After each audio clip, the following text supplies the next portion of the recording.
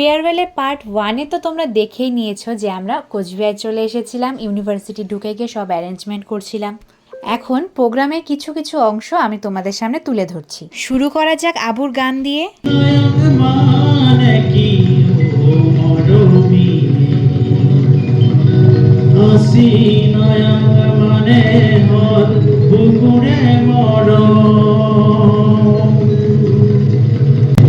এরপর আমাদের এক সিনিয়র স্কলার দাদার গান।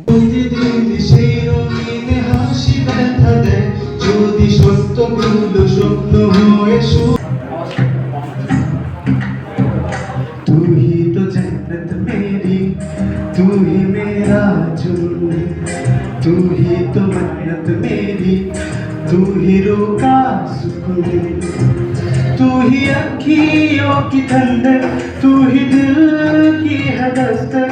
और कुछ ना जानू मैं, बस इतना ही जानू तुझ में रब दिखता है यारा, मैं क्या करूं। तुझ में रब दिखता है यारा, मैं क्या करूं। सजदे सर झुकता है यारा, मैं क्या करूं। तुझ में रब दिखता है यारा, मैं क्या करूं। ধরিয়া তব কহিব প্রকাশী, গোপনে তোমার সখা কত ভালোবাসি। এরপর আমরা শুনে নিয়েছিলাম আমাদের যেই দাদা দিদিদের আমরা ফেয়ারওয়েল দিচ্ছি তাদের এই 2 বছরে কিছু ছোট ছোট মুহূর্ত আমাদের সামনে শেয়ার করার জন্য। মাঝখানে আমি, উষসী, হিলি, শ্রেয়া মিলে বেরিয়েছিলাম একটু ফটো তোলার জন্য। ফটো তোলার জন্য মেয়েরা কত কিছু করতে পারে, উষসীকে দেখে তোমরা সেটা শিখে নাও। এরপর রইল ক্রন্দশী দিদির আবৃত্তি। অনেক দূরের একলা পাহাড়, অনেক দূরের গহন সেবন, গেলেই দেখতে পাবি। যাবি? জানলা দিয়ে মুখ ছুটিয়ে বলল সে মেঘ, যাবি আমার সঙ্গে যাবি? দিন আমরা দাদা দিদিদের জন্য কিছু ছোট উপহারের আয়োজন করেছিলাম। অনুষ্ঠানের মাঝে সেই উপহারগুলি স্যারদের হাত দিয়ে দাদা দিদিদের হাতে তুলে দেওয়া হচ্ছিল। সব স্কলার দাদাদের বক্তৃতা শুনলাম আমরা। সবার ক্লিপ আমি ঠিকমতো নিতে পারিনি, অনেকের ভিডিওই মিসিং আছে, সেজন্য আমি খুবই দুঃখিত। আর উষসী আবৃত্তি করেছিল যেটার ভিডিও আমি পাইনি। এরপর তোমরা শুনে নাও আমাদের সিনিয়র এক দাদার গান।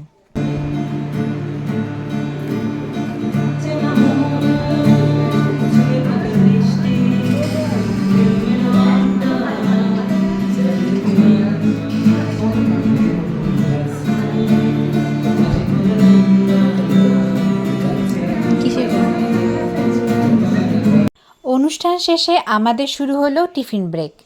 সকলের জন্য বিরিয়ানির ব্যবস্থা করা হয়েছিল, তো আমরা এখন সবাই মিলে সেটাই খাচ্ছি। আমরা ফটো তুলতে গিয়েছিলাম কিন্তু আমাদের এতটাই খিদে পেয়েছিল আজ ফটোটাও তোলার এনার্জি ছিল না। খাওয়া দাওয়া করে একটু এনার্জি গেইন করে তারপরে আমরা গিয়েছিলাম কিছু রিলস বানানোর জন্য। কিছু রিলস তো আমি অলরেডি আপলোড করে দিয়েছি, আর কিছু আস্তে ধীরে আপলোড হবে। এরপর কিছুক্ষণ নাচানাচি এনজয় করার পর আমরা বেরিয়ে এলাম বাড়ি যাওয়ার জন্য। Bye bye. পরিবেশ নোংরা করে চলে যাচ্ছে। End of the blog.